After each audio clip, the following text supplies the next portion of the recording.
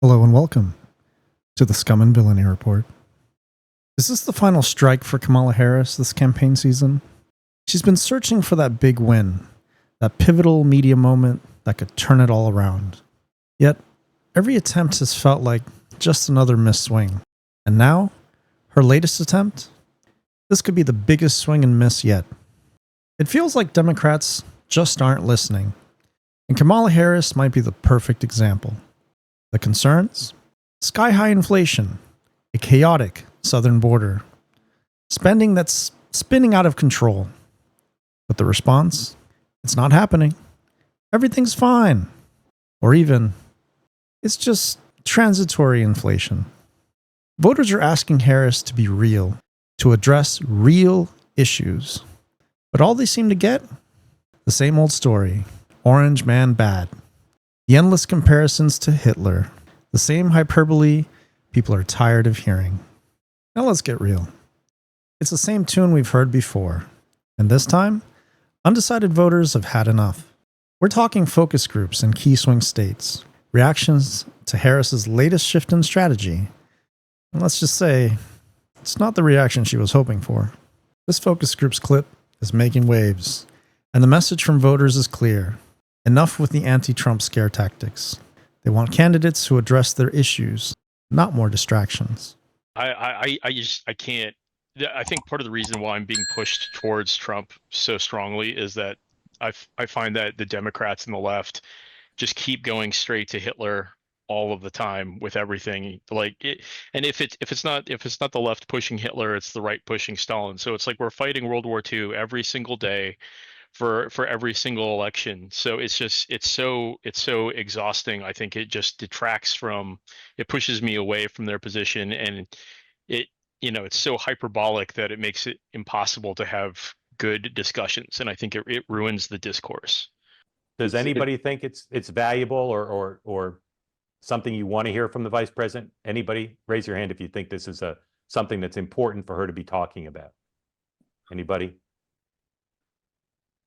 Could it be any clearer? Voters are simply over it.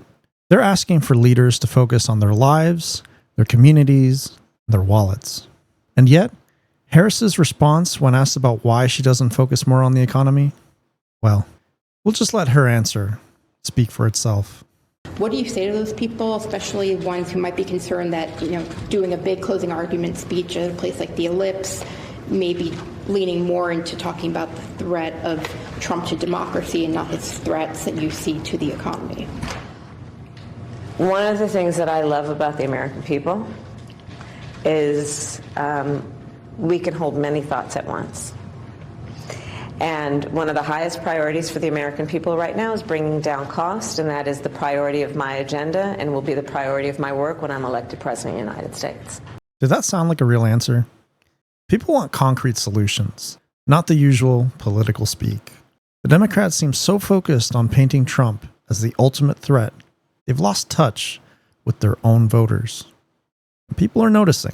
And one other thing that you'll see next week, Caitlin, is Trump actually reenacting the Madison Square Garden rally in 1939. I write about this in my book.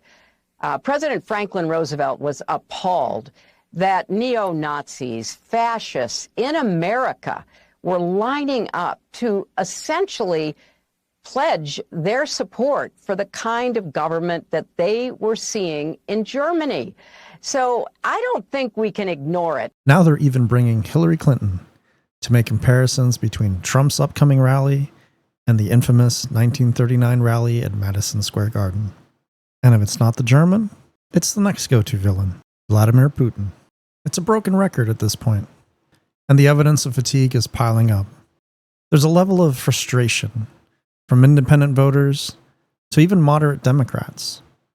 And they're asking, why is everything always about fear, doom, and division? Elon Musk is the richest man in the world, a huge booster of Donald Trump, and according to the Wall Street Journal, is in regular touch with one of America's key adversaries, Russia. This morning, a startling new report about one of Donald Trump's most ardent supporters, Elon Musk. This is no ordinary election. A regular on the campaign trail, and according to the Wall Street Journal, the tech titan in regular contact with Russian President Vladimir Putin since 2022.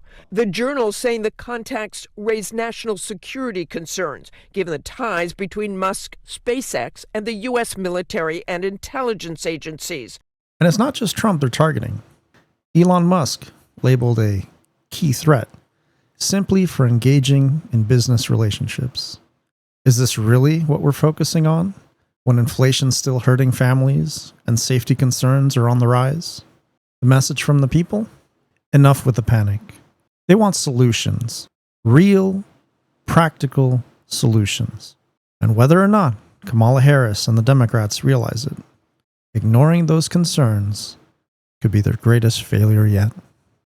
Kamala Harris and her team are doubling down, focusing on the same rhetoric. But it's no longer working. And unless something changes, it looks like this campaign might just swing and miss again, leaving voters with more questions than answers. Well, that's all I've got for you for today. If you liked the video, don't forget to like, subscribe, and I'll catch you on the next one.